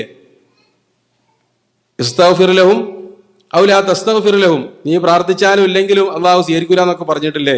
അപ്പൊ റസൂലിന്റെ മറുപടി, അവരെ അള്ളാഹു പറഞ്ഞത് സ്വീകരിക്കൂല എന്നാണ് 70 പ്രാവശ്യം. ഇനി 71 പ്രാവശ്യം നടത്തിയാൽ സ്വീകരിക്കുക ഞാൻ നടത്തും. റസൂലിന് അപ്പോഴും അയാളോട് എന്താണ് ആ അലീവും അനുകമ്പിയാനുള്ളത്. കാരണം നബി സല്ലല്ലാഹു അലൈഹി വസല്ലം തങ്ങൾ വന്നുകൊണ്ടാണല്ലോ അവന്റെ അധികാരം നഷ്ടപ്പെട്ടു, അതിന്റെ പേരിലാണല്ലോ അവൻ മുനാഫിക്കായി മാറിയത്. ഇനി അങ്ങനെയെങ്കിലും ഒരു മനുഷ്യൻ രക്ഷപ്പെടുകയാണെങ്കിൽ എന്ത് ചെയ്യട്ടെ? രക്ഷപ്പെടട്ടെ എന്ന സഹതാപാണ് നബി സല്ലല്ലാഹു അലൈഹി വസല്ലം തങ്ങൾക്കുള്ളത്. രക്ഷപ്പെട്ടു പോട്ടെ എന്ന പ്രതീക്ഷ. ഒന്നുമില്ലെങ്കിൽ ഒരു സഹാബിയുടെ പിതാവാണല്ലോ, അബ്ദുള്ളയുടെ പിതാവാണ്. ആ വാക്ക് റസൂല് പറഞ്ഞു. പക്ഷെ ഉമർദാനു അത് വലിയ വിഷമായി. ആ സമയം തന്നെ ജിബ്രീൽ അലൈഹിസ്സലാം വഹയുമായി അവതരിച്ചു. വലാ തുസല്ലി അലാ അഹദിൻ മിൻഹും മാത അബദാ വലാ തഖും അലാ ഖബരിഹി. മുനാഫിക്കുകളായി ഞാൻ നിങ്ങൾക്ക് വഹി തന്നിട്ടുള്ള ചില വ്യക്തികളുണ്ട്, അറിയിച്ചു തന്നിട്ടുള്ള ചില വ്യക്തികളുണ്ട്. അവരിൽപ്പെട്ട ഒരാളുടെയും പേരിൽ താങ്കൾ മയ്യത്ത് നിസ്കരിക്കാൻ പാടില്ല. വലാ തഖും അലാ ഖബരിഹി. അവർക്ക് വേണ്ടി ഖബറിന്റെ അടുത്ത് പോയിട്ട് പ്രാർത്ഥിക്കാനും പാടില്ല. ഇന്നഹും കഫറൂ ബില്ലാഹി വറസൂലിഹി വമാതു വഹും കാഫിറൂൻ. അവർ അല്ലാഹുവിനെയും റസൂലിനെയും നിഷേധിക്കുകയും സത്യനിഷേധികളായി മരണപ്പെട്ടു പോവുകയും ചെയ്ത ആളുകളാണ്. ഉമർ റളിയല്ലാഹു അൻഹുവിനെ വീണ്ടും ശരിവെച്ചുകൊണ്ട് വിശുദ്ധ ഖുർആനിലൂടെ അള്ളാഹു ആയത്ത് അവതരിപ്പിക്കുകയാണ്. ഇതൊക്കെ സഹീഹുൽ ബുഖാരിയിലുള്ള സംഭവങ്ങളിൽ പെട്ടതാണ്. അതേപോലെ തന്നെ ഹിജാബിന്റെ വിഷയം. നബി സല്ലല്ലാഹു അലൈഹി വസല്ലം തങ്ങളുടെ വീട് എന്ന് പറഞ്ഞാൽ ഇസ്ലാമിക ആസ്ഥാനാണല്ലോ, അല്ലെ? നമ്മളുടെ ഭാഷയിൽ പറഞ്ഞാൽ പ്രസിഡന്റിന്റെ മന്ദിരം എന്നൊക്കെ പറയുന്നത് പോലെ, അല്ലെങ്കിൽ പ്രധാനമന്ത്രിയുടെ വസതി എന്നൊക്കെ പറയാറില്ല. ആ രൂപത്തിൽ വേണമെങ്കിൽ പറയാം. അങ്ങനെ ഒരു താരതമ്യമല്ല. അതായത് ഭരണ സ്ഥിരാകേന്ദ്രം. അപ്പൊ അവിടെ പല ആൾക്കാരും വരും, പല ആളുകളും വന്നിരുന്നു. ആയിഷ റളിയല്ലാഹു പറഞ്ഞിട്ടില്ലേ, യഹൂദന്മാർ വരാറുണ്ടായിരുന്നു. എന്നിട്ട് റസൂലിനോട് പറയും അസ്സലാമു അലൈക്കും എന്നാണ് പറഞ്ഞത്, നിങ്ങൾക്ക് മരണം ഉണ്ടാവട്ടെ. അപ്പൊ റസൂൽ പറയും വലൈക്കും. ആ നിങ്ങൾ പറഞ്ഞ നിങ്ങൾക്ക് തന്നെ ഉണ്ടായിക്കോട്ടെ. ഒരിക്കൽ ആയിഷ റളിയല്ലാഹു അത് കേട്ടു. അപ്പോൾ അവർക്ക് പിടിച്ചിട്ടില്ല. അവർ പറഞ്ഞു വലൈക്കും ഉസ്സാമു അല്ലാന, എല്ലാ ലയനത്തും മരണമൊക്കെ നിങ്ങൾക്ക് തന്നെയാണ്. അപ്പോൾ നബി സല്ലല്ലാഹു അലൈഹി വസല്ലം ആയിഷ റളിയല്ലാഹു തിരുത്തി. എന്നിട്ട് പറഞ്ഞു അള്ളാഹു ഇതല്ല ഇഷ്ടപ്പെടുന്നത്, എല്ലാ മനുഷ്യരോടും നല്ല രൂപത്തിൽ പെരുമാറുക എന്നുള്ളതാണ്. അപ്പോൾ അവർ പറയുന്നത് നമ്മളെ പേരിൽ ശാപാണല്ലോ, അപ്പൊ അവർക്ക് തിരിച്ചു കൊടുത്താൽ മതി. വലൈക്കും എന്ന് പറഞ്ഞാൽ അത് അവർക്ക് തിരിച്ചു കൂട്ടി പറയേണ്ടതില്ല എന്ന് നബി സല്ലല്ലാഹു അലൈഹി വസല്ലം അവരെ തിരുത്തുകയും ചെയ്തു. അതേ രൂപത്തിൽ അറാബികൾ വരാറുണ്ടായിരുന്നു. നേരത്തെ പറഞ്ഞ ഉയൈൻ ബിൻ ഹുസൈൻ അൽ ഫസാരി ഒക്കെ അവിടെ വന്നത് നമ്മൾ മുമ്പ് പറഞ്ഞിട്ടുണ്ട്. പല ആളുകളും വരാറുണ്ടായിരുന്നു റസൂലിന്റെ വീട്ടിന്റെ അടുത്തേക്ക്.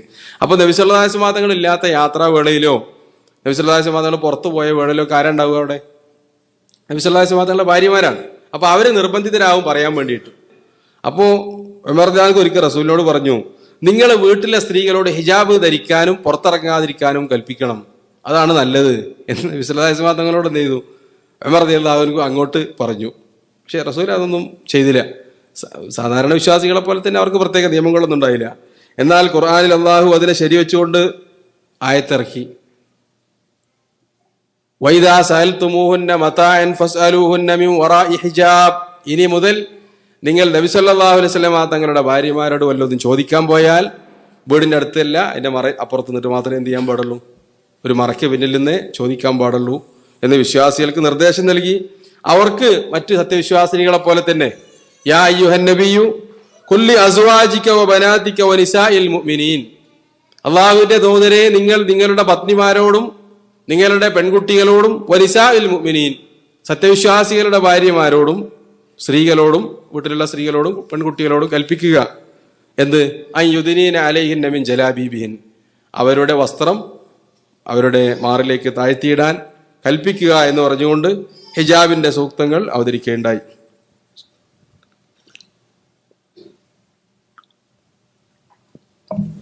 ഉമർ റളിയല്ലാഹുവിന്റെ ദീർഘവീക്ഷണത്തിൽപ്പെട്ടതായിരുന്നു അതൊക്കെ പിന്നീട് നബി സല്ലല്ലാഹു അലൈഹി വസല്ലം തങ്ങളുടെ ഭാര്യമാരുടെ അടുക്കലും വീട്ടിലൊക്കെ പല ആളുകളും ചെല്ലും. അതെല്ലാം പിന്നീട് ഇസ്ലാമിക സമൂഹത്തിൽ വലിയ പ്രശ്നങ്ങൾ ഉണ്ടാവാനും ഒക്കെ കാരണമായി മാറിയേക്കാം എന്ന് മനസ്സിലാക്കിക്കൊണ്ടാണ് ഉമർ റളിയല്ലാഹു ആ രൂപത്തിൽ നിർദ്ദേശിക്കുകയും അതങ്ങനെ തന്നെ ഖുർആനിൽ ഇതൊക്കെ ഉമർ റളിയല്ലാഹു പഠിപ്പിച്ചു കൊടുത്തിട്ട് അള്ളാഹു പറഞ്ഞൊന്നുമല്ല, അദ്ദേഹത്തിന്റെ ആ ദീർഘവീക്ഷണമായിരുന്നു അത്. നബി സല്ലല്ലാഹു അലൈഹി വസല്ലം തങ്ങൾ പറയാറുണ്ടായിരുന്നു, ഓരോ സമുദായത്തിലും ഓരോ മുൽഹമുകൾ ഉണ്ടാകും, അല്ലെങ്കിൽ മുഹദ്ദസുകൾ, നല്ല കാര്യങ്ങൾ മുൻകൂട്ടി തോന്നുന്ന ആളുകൾ. ആ പറഞ്ഞ രൂപത്തിലായിരിക്കും പിന്നീട് സംഭവിക്കുക. അപ്പൊ അവര് മുൻകൂട്ടി കാലേ കൂട്ടിയ കാര്യം പറയും. അങ്ങനെയുള്ള വ്യക്തിയാണ് ആര്? എന്റെ സമുദായത്തിൽ, എന്റെ ഉമ്മത്തിൽ അങ്ങനെ ഒരു വ്യക്തി ഉണ്ടായിരുന്നുവെങ്കിൽ അത് ഉമർ മാത്രമാണ്. ഇനി വഹിയില്ലല്ലോ. അപ്പൊ വഹി അല്ലാത്ത രൂപത്തിൽ ചില ആളുകൾ സംസാരിക്കും വഹി ലഭിച്ചതുപോലെ. അങ്ങനെ സംസാരിക്കുന്ന വ്യക്തിയാണ് ഉമർ എന്ന് നബി സല്ലല്ലാഹു അലൈഹി വസല്ലം തങ്ങൾ പറയാറുണ്ടായിരുന്നു. ഉനാസുൻ മുഹദ്ദസൂൻ, അതായത് മുൽഹമൂൻ, ചില ഇൽഹാമ് ലഭിച്ചതുപോലെ അവർ മുൻകൂട്ടി കൊണ്ട് പറയും അത് അങ്ങനെ തന്നെ ആയിരിക്കും പുലരുക. അത് അദ്ദേഹത്തിന്റെ ഭരണകാലത്തും ഇസ്ലാമിക സമൂഹത്തെ ആയിട്ട് ബന്ധപ്പെടുന്ന കാര്യങ്ങളിലൊക്കെ ഒരുപാട് ഉദാഹരണങ്ങൾ അതിനുണ്ട്. അതിൽപ്പെട്ട കാര്യങ്ങളാണ് ഇപ്പോൾ ഈ പറഞ്ഞതൊക്കെ. അതേപോലെ തന്നെ അദ്ദേഹത്തിന്റെ ഒരു ആഗ്രഹമായിരുന്നു മക്കാമു ഇബ്രാഹീമിന്റെ അടുത്ത് നിന്ന് നിസ്കരിക്കുക എന്നുള്ളത്.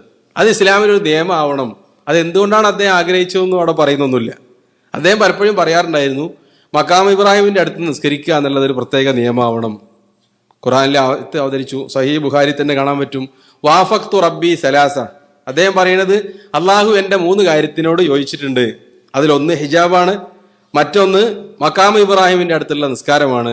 നമ്മൾ തവാഫ് ചെയ്തു കഴിഞ്ഞാൽ പിന്നീട് തവാഫിന്റെ 2 റക്അത്ത് നിസ്കരിക്കൽ, സുന്നത്തായിട്ടുള്ളത് മക്കാമു ഇബ്രാഹിമിന്റെ പിന്നിൽ നിന്ന് വെച്ചാണ്.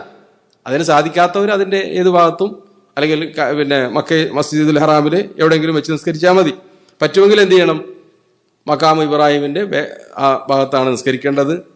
അത് സത്യപ്പെടുത്തിക്കൊണ്ട് ഖുർആനിൽ അല്ലാഹു വത്തഖിദൂ മിൻ മഖാമി ഇബ്രാഹീമ മുസല്ല എന്ന് സൂക്തം അവതരിച്ചു എന്നാണ് ആ റിപ്പോർട്ടുകളിൽ പറയുന്നത്.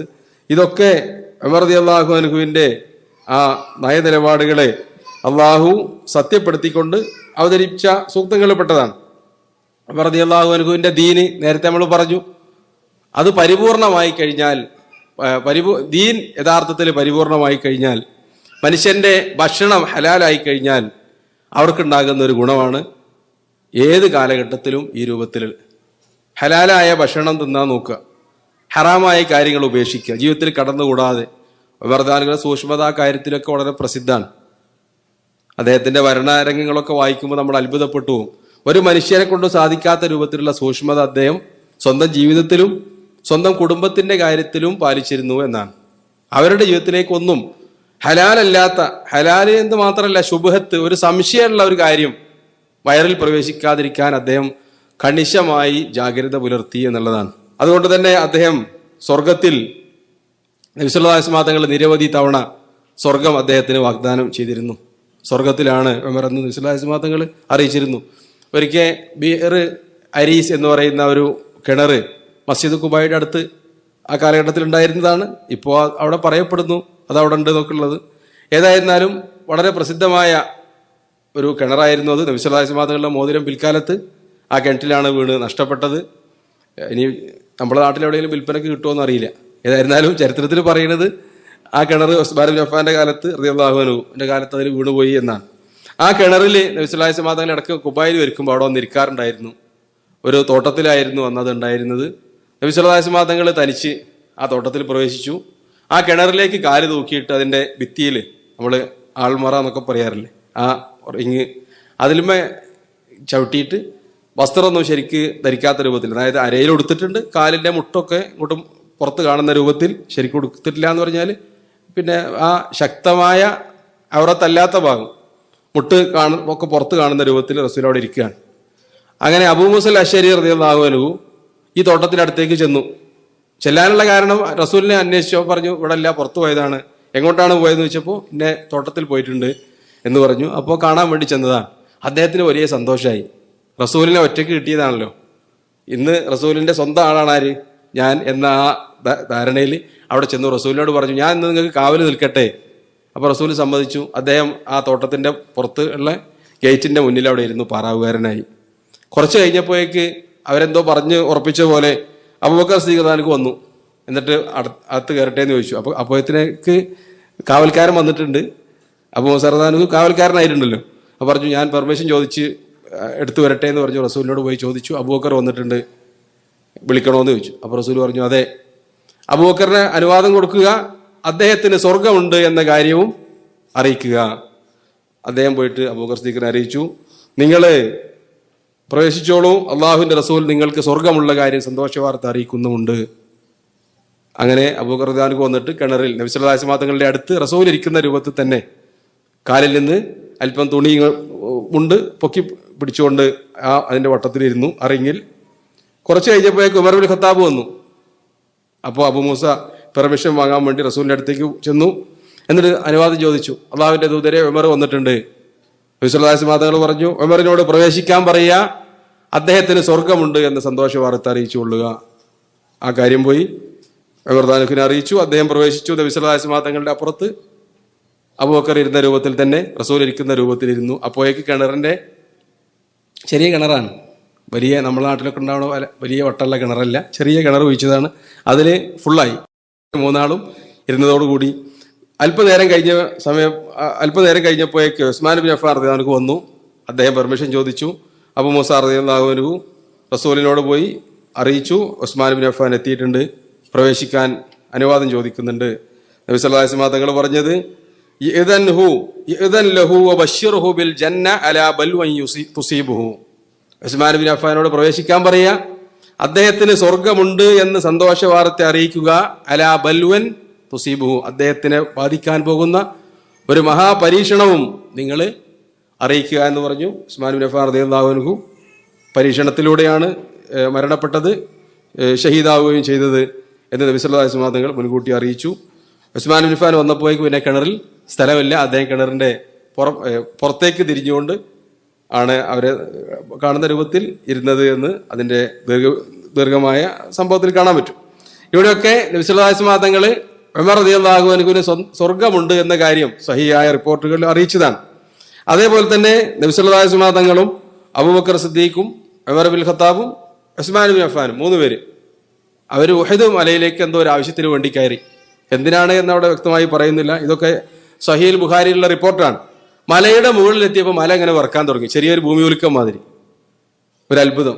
അപ്പോൾ നബി സല്ലല്ലാഹു അലൈഹി വസല്ലം തങ്ങൾ കാലുകൊണ്ട് ഉഹദിന് പർവ്വതത്തിൽ ഒന്ന് ചവിട്ടി 1-2 പ്രാവശ്യം. എന്നിട്ട് പറഞ്ഞു, ഉസ്ബത്ത് ഉഹദ്, കൊലുങ്ങല്ലേ അവിടെ നിൽക്കുക പറഞ്ഞു റസൂൽ ഈ മലയോട്. എന്നിട്ട് പറഞ്ഞു, ഫമാ അലൈക ഇല്ലാ നബിയുൻ വ സിദ്ദീഖുൻ വ ഷഹീദാൻ, നീ കൊലുങ്ങേണ്ട ആവശ്യമില്ല, നിന്റെ മുകളിലുള്ളത് ആരാണ്? നബി വ സിദ്ദീഖ് വ ഷഹീദാൻ, നബിയും ഒരു സിദ്ദീഖും 2 ശുഹദാക്കളുമാണ്. നബി സല്ലല്ലാഹു അലൈഹി വസല്ലം തങ്ങൾ സൂചിപ്പിക്കുകയാണ് 2 പേരുടെയും ഷഹാദത്തിലേക്ക്. ഉമർ റളിയല്ലാഹു അൻഹു ഷഹീദായിട്ടാണ് കൊല്ലപ്പെട്ടത്. നമ്മൾ അദ്ദേഹത്തിന്റെ ചരിത്രത്തിന്റെ അവസാനത്തിൽ വിശദമായി നമുക്കത് പറയാൻ പറ്റും ഇൻഷാ അല്ലാഹ്. നമുക്കറിയുള്ളതുപോലെ ഉമർ റളിയല്ലാഹു അൻഹുവിന്റെ അത്ഭുത പ്രാർത്ഥനയായിരുന്നു, അള്ളാഹുവേ എന്നെ നീ നിന്റെ മാർഗത്തിൽ ഷഹാദത്ത് നൽകി അനുഗ്രഹിക്കണമേ, വ മൗതൻ ഫി ബലദി റസൂലിക്ക. പക്ഷെ എവിടെ വെച്ചിട്ട് അവിടെ ഷഹാദത്ത് കിട്ടേണ്ടത്? അള്ളാഹിന്റെ റസൂലിന്റെ നാട്ടില്. അപ്പൊ സാഹിബാര് പറയും യുദ്ധം ഉണ്ടാവണമെന്നൊക്കെ അവിടെ പേർഷ്യയിലും ഇറാഖിലും ഒക്കെയാണ്, അതല്ലെങ്കിൽ ഷാമില്. നിങ്ങൾ പ്രാർത്ഥിക്കണത് അള്ളാഹുവിന്റെ മാർഗത്തിൽ ഫീ സബീലില്ല, അതില് നിങ്ങൾക്ക് ഷഹീദാവണം. പക്ഷെ എവിടെ വെച്ച്? മദീനയിൽ. ഇത് രണ്ടും കൂടി എങ്ങനെയാണ് നടക്കുക എന്ന് പലപ്പോഴും ചോദിക്കാറുണ്ടായിരുന്നു ഉമർ റളിയല്ലാഹുവിന്റെ ആഗ്രഹത്തിന് അത് കേൾക്കുമ്പോൾ. പക്ഷെ അത് അള്ളാഹു എന്ത് ചെയ്തു? നബി സല്ലല്ലാഹു അലൈഹി വസല്ലം തങ്ങളുടെ നാട്ടിൽ നിന്നല്ല, പള്ളിയുടെ അകത്ത് മെഹ്റാബിലേക്ക് കൊണ്ടുവന്ന് സമ്മാനിച്ചു. ഉമർ റളിയല്ലാഹുവിന്റെ ആ പ്രാർത്ഥന സ്വീകരിക്കുകയും ചെയ്തു.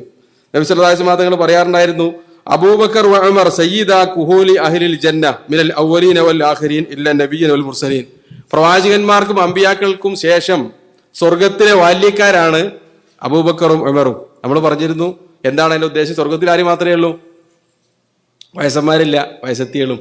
ഒരു സ്ത്രീ കരഞ്ഞു എന്ന് പറഞ്ഞാല് പിന്നെ ആരായിരിക്കും? ചെറുപ്പക്കാർ മാത്രമേ ഉള്ളൂ. അതായത് പ്രായം ചെന്ന് മരണപ്പെട്ട ആളുകളുടെ കൂട്ടത്തിൽ നേതാക്കന്മാരാരാണ്? അബൂബക്കർ റളിയല്ലാഹു അൻഹുവും ഉമർ റളിയല്ലാഹു അൻഹുമാണ് എന്ന് ഹദീസിൽ കാണാൻ പറ്റും. അതേപോലെ തന്നെ നബി സല്ലല്ലാഹു അലൈഹി വസല്ലം തങ്ങൾ പറഞ്ഞ റിപ്പോർട്ട്, ആ ഹദീസ് ബുഖാരിയിലെയും മുസ്ലിമിലെയൊക്കെ ഹദീസ് കഴിഞ്ഞ ദർസിൽ നമ്മൾ പറഞ്ഞിരുന്നു. നബി സല്ലല്ലാഹു അലൈഹി വസല്ലം തങ്ങൾ സ്വർഗത്തിൽ വെച്ച് ഒരു കൊട്ടാരം കണ്ടു. ആരുടേതാണെന്ന് ചോദിച്ചപ്പോൾ പറയപ്പെട്ടു അത് ഉമറിൻ്റെതാണ്. നബി സല്ലല്ലാഹു അലൈഹി വസല്ലം തങ്ങൾ പ്രവേശിക്കാൻ ഒരുങ്ങി. ഉമറിൻ്റെതാണെന്ന് കേട്ടപ്പോൾ കാല് ബേക്കിലേക്ക് വെച്ച സംഭവം സഹിയായി നമുക്ക് കാണാൻ പറ്റും. അതേപോലെ നബി സല്ലല്ലാഹു അലൈഹി വസല്ലം തങ്ങൾ എണ്ണി പറഞ്ഞ കൂട്ടത്തിൽ 10 സഹാബിമാരെ ഒരു സമയത്ത് പറഞ്ഞിരുന്നു. അവരെയാണ് നമ്മൾ അശറത്തുൽ മുബശ്ശിരീൻ എന്ന് പറയുന്നത്. അതേപോലെ സഹാബിമാരും അങ്ങനെ തന്നെയായിരുന്നു മനസ്സിലാക്കിയിരുന്നത്. കുന്നാ നഖൂലു വ റസൂലുള്ളാഹി സ്വല്ലല്ലാഹു അലൈഹി വസല്ലം ഹയ്യുൻ, നബി സല്ലല്ലാഹു അലൈഹി വസല്ലം തങ്ങളുടെ ജീവിതകാലത്ത് ഞങ്ങൾ പറയാറുണ്ടായിരുന്നു, അഫ്ദലു ഹാദിഹിൽ ഉമ്മ ബഅദ നബിയിഹ അബൂബക്കർ വ ഉമർ വ ഉസ്മാൻ. അനസ് റളിയല്ലാഹു അൻഹു പറഞ്ഞ ഹദീസ് കാണാൻ പറ്റും, ഇബ്നു ഉമറിന്റെ ഹദീസിലും കാണാൻ പറ്റും. ഈ സമുദായത്തിലെ ഏറ്റവും അഫ്ദലായ വ്യക്തിത്വങ്ങൾ നബി സല്ലല്ലാഹു അലൈഹി വസല്ലം തങ്ങളാണ്. അതിന് വ്യക്തിത്വം നബി സല്ലല്ലാഹു അലൈഹി വസല്ലം തങ്ങളാണ്. അതിനുശേഷം അബൂബക്കർ, ഉമർ, ഉസ്മാൻ. പിന്നെ ഞങ്ങൾ ആരാണ് അഫ്ദൽ എന്ന് പറയാറുണ്ടായിരുന്നില്ല. അപ്പൊ ഇതാണ് ഉമർ റളിയല്ലാഹു അൻഹുവിന്റെ ശ്രേഷ്ഠതകളിൽപ്പെട്ടത്. പിശാചിനെ ഓടിച്ച വ്യക്തിത്വമായിരുന്നു ഉമർ റളിയല്ലാഹു അൻഹു. റസൂലുള്ളാഹി പറഞ്ഞു, ഉമറിനോട് പറയാറുണ്ടായിരുന്നു, അതൊരു പല സന്ദർഭങ്ങളിൽ പറഞ്ഞിട്ടുണ്ട്. ഒരിക്കൽ നബി സല്ലല്ലാഹു അലൈഹി വസല്ലം തങ്ങളുടെ വീട്ടിലേക്ക് ഉമർ റളിയല്ലാഹു അൻഹു കടന്നു വന്നു. അപ്പോൾ ഭാര്യമാരൊക്കെ ഒപ്പം ചുറ്റും കൂടിയിരുന്ന് ഭയങ്കര തർക്കം നടക്കുകയാണ്. ഞാൻ മനസ്സിലാക്കുന്നത് കഴിഞ്ഞ ക്ലാസ് പറഞ്ഞ ആ രംഗത്തായിരിക്കും അത്. അവരെല്ലാവരും വീട്ടിലെ ആവശ്യങ്ങൾ പറഞ്ഞുകൊണ്ട് റസൂലിനെ വിഷമിപ്പിച്ച ഒരു അവസ്ഥയിലേക്ക് എത്തിയിട്ടുണ്ട്. അത് കേട്ടുകൊണ്ടാണ് ഉമർദാനക്ക് വരുന്നത്. ഉമറിനെ കണ്ടതോടുകൂടി എല്ലാവരും തടി സലാമത്താക്കി, ഒക്കെ വീട്ടിൽ പോയി ഒളിച്ചു. അപ്പോൾ നബി ഇത് ആരും കാണുന്നില്ല, ഉമറിനും കാണുന്നില്ല. അദ്ദേഹം ചെറിയ ഔലിയ ആയതുകൊണ്ട് ഇത് അറിഞ്ഞിട്ടില്ല. നമ്മുടെ നാട്ടിലൊക്കെ വലിയ വലിയ ഔലിയാക്കളായതുകൊണ്ട് അറിയാം ആരൊക്കെ അവിടെ ഇരിക്കുന്നത്. അദ്ദേഹം വീട്ടിൽ കയറിയപ്പോൾ റസൂൽ ഇങ്ങനെ ചിരിക്കുകയാണ്. അപ്പോൾ അദ്ദേഹം ചോദിച്ചു, എന്തിനാ റസൂലുകൾ ചിരിക്കുന്നത്? അത് ഹക്കല്ലാഹു സിന്നക്, നിങ്ങളെ പല്ലെപ്പോഴും അള്ളാഹു ചിരിപ്പിക്കട്ടെ എന്ന് അറബികൾ പറയാറുള്ളൊരു വാക്ക് പറഞ്ഞു.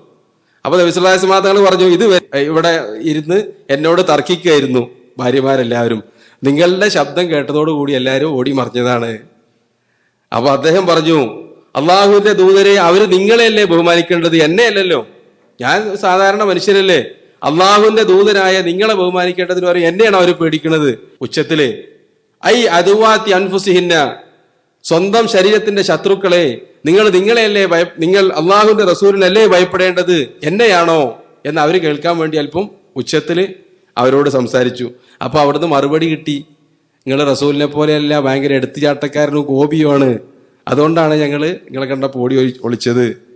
അപ്പൊ നബി സല്ലല്ലാഹു അലൈഹി വസല്ലം തങ്ങൾ തിരുത്തി പറഞ്ഞു, ഈ ഹൻ യബ്നുൽ ഖത്താബ്, ഖത്താബിന്റെ മകൻ ഉമറേ, വല്ലദീ നഫ്സി ബിയദിഹി മാ ലഖിയക ശൈത്താനു സാലികൻ ഫജ്ജൻ ഖത്തു ഇല്ലാ സലക ശൈത്താനു ഫജ്ജൻ ആഖർ. പിശാച് നിങ്ങളൊരു വഴിയിലൂടെ വരുന്നത് കണ്ടാൽ മുപ്പര് റൂട്ട് മാറ്റിയിട്ട് വേറെ വഴിക്ക് പോകും. നിങ്ങൾ പ്രവേശിച്ച വഴിയിലൂടെ പിശാചിന് എന്ത് ചെയ്യൂല, വരാൻ പറ്റൂല. നബി സല്ലല്ലാഹു അലൈഹി വസല്ലം തങ്ങളുടെ അടുത്ത് വന്നിട്ട് റസൂലിന്റെ തലക്ക് മുകളിൽ, അതായത് വീട്ടിൽ ദഫ് മുട്ടാൻ ഒരു പെൺകുട്ടി നേർച്ചയാക്കി. എന്തിനാന്ന് വെച്ചാൽ നബി സല്ലല്ലാഹു അലൈഹി വസല്ലം തങ്ങൾ യുദ്ധം കഴിഞ്ഞ് മടങ്ങി വന്നാൽ സന്തോഷം പ്രകടിപ്പിച്ചുകൊണ്ട് ആ കാലത്തുള്ള ഒരു ആചാരമാണ്. ആ സ്ത്രീ വന്നുകൊണ്ട് റസൂലിനോട് പറഞ്ഞു, അടിമ സ്ത്രീയാണ്, റസൂലെ നിങ്ങളെ യുദ്ധത്തിൽ നിന്ന് രക്ഷപ്പെട്ടു വന്നാൽ നിങ്ങളുടെ വീട്ടിൽ വന്ന് ദഫ് കൊട്ടാൻ ഞാൻ നേർച്ചയാക്കിയിട്ടുണ്ട്. അപ്പൊ റസൂല് പറഞ്ഞു, ഓരോ നേർച്ചയാക്കുന്ന രൂപം ഏതായിരുന്നാലും നീ അത് നേർച്ചയാക്കിയിട്ടുണ്ടെങ്കിൽ ഹലാലായ ഒരു സംഗതിയാണെന്നുള്ളവർക്ക് നീ അത് മുട്ടിക്കോന്ന് പറഞ്ഞു. ദഫ് മുട്ടി അടക്കേണ്ട ഇടയിൽ അബൂബക്കർ സിദ്ദീഖ് വന്നു, ഉസ്മാൻ ഇബ്നു അഫ്ഫാൻ റളിയല്ലാഹു അൻഹു വന്നു. മൂന്നാമതിനായിട്ടാണ് ഉമർ ഇബ്നുൽ ഖത്താബ് വരുന്നത്. അപ്പോൾ ഈ സ്ത്രീ അത് കണ്ടു. ആരാ വരുന്നത്? ഉമർ ഇബ്നുൽ ഖത്താബ്. ദഫ് മുട്ടിയ ആള് പെട്ടെന്ന് ദഫ് അവിടെ ടൈമൊക്കെ കയറി അവിടെ ഇരുന്നു, അറിയാത്ത പോലെ, ഇവിടെ ഒന്നും നടക്കണില്ല എന്നുള്ള രൂപത്തിൽ. നബി സല്ലല്ലാഹു അലൈഹി വസല്ലം തങ്ങൾ പറഞ്ഞു, ആ സമയത്തും, ഉമറേ, നിങ്ങളെ കണ്ടാൽ പിശാചോടും, നിങ്ങളുടെ വഴിയിൽ നിന്ന് നിങ്ങളൊരു വഴിയിൽ പ്രവേശിച്ചാൽ പിശാച് പിന്നെ ആ വഴിയിലൂടെ പ്രവേശിക്കുകയില്ല, പിശാച് നിങ്ങളിൽ നിന്ന് ഭയപ്പെട്ടോടും എന്ന് നബി സല്ലല്ലാഹു അലൈഹി വസല്ലം തങ്ങൾ. ഇതൊക്കെ സഹിയായ ഹദീസുകളിലുള്ളതാണ്. പിന്നീട് ഒരുപാട് കഥകൾ ആളുകൾക്കിടയിൽ പ്രചാരത്തിലുണ്ട്. നമ്മൾ പറഞ്ഞിരുന്നു ഉമർ റളിയല്ലാഹുവിനെ പറ്റി ഒരുപാട് കഥകൾ പല ആളുകളും പറഞ്ഞത്, പിശാചിനെ പേടിപ്പിച്ച ഒരുപാട് രംഗങ്ങൾ, അതൊക്കെ ദുർബലമായ സംഭവങ്ങളാണ്. ഉമർ റളിയല്ലാഹുവിന്റെ ആ മഹത്വവും ഫദലും ശ്രേഷ്ഠതയും നബി സല്ലല്ലാഹു അലൈഹി വസല്ലം തങ്ങൾ തന്നെ അംഗീകരിച്ചത് ആണ്. പിശാച് നിങ്ങൾ പ്രവേശിച്ച വഴിയിൽ പ്രവേശിക്കുകയില്ല എന്ന് പറഞ്ഞത്.